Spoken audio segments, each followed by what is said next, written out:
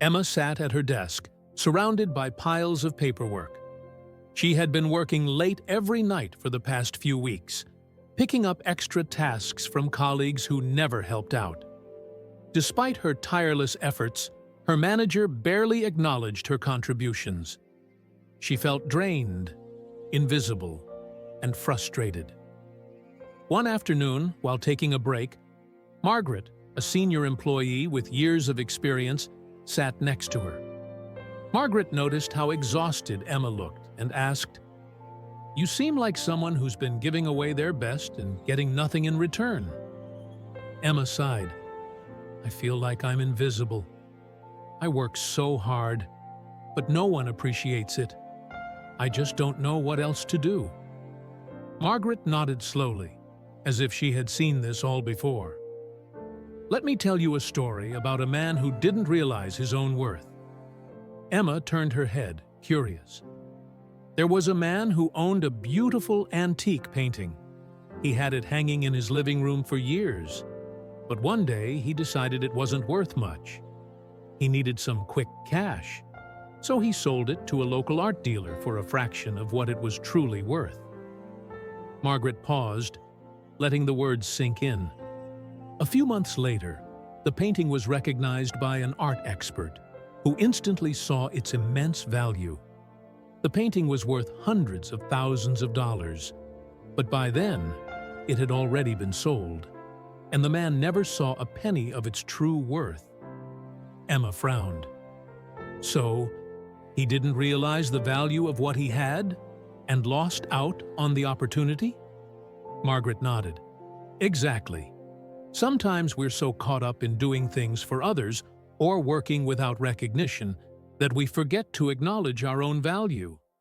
And when we don't recognize our own worth, others won't either. Emma sat back, processing the story. But how do I change that? I'm working hard, and it feels like no one notices.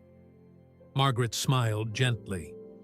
It starts with setting boundaries and understanding your worth. You're not just an employee or someone who takes on all the responsibility. You bring skills, dedication, and time. Those are valuable assets. If you don't treat them that way, no one else will.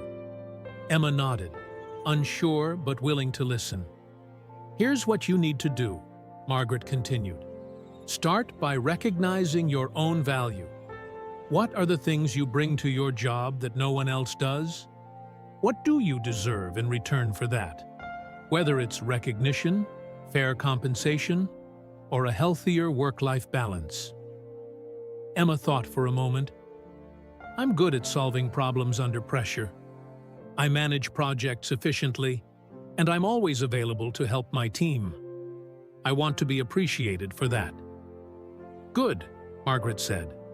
Now, set boundaries.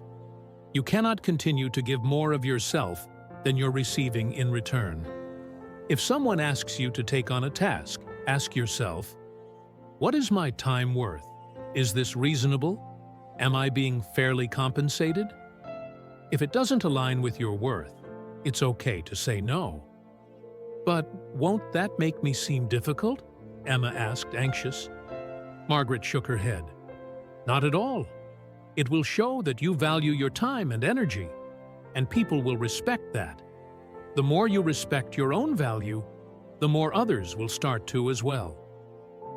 Emma sat quietly, thinking about how much she had been overextending herself without receiving the recognition she deserved. She realized that by saying yes to everything, she had been undervaluing herself and allowing others to do the same. The next morning, Emma sent her manager a professional but direct email, outlining her key contributions to recent projects and asking for a meeting to discuss her role and future growth opportunities. She also made a list of her non-negotiable priorities: time for her health, for her family, and for her personal projects.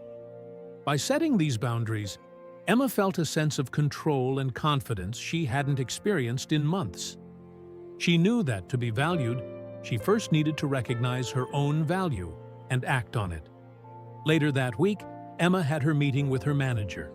They discussed her contributions, and she was given more responsibilities and, importantly, a clearer path for recognition and advancement. Emma didn't wait for others to define her worth anymore.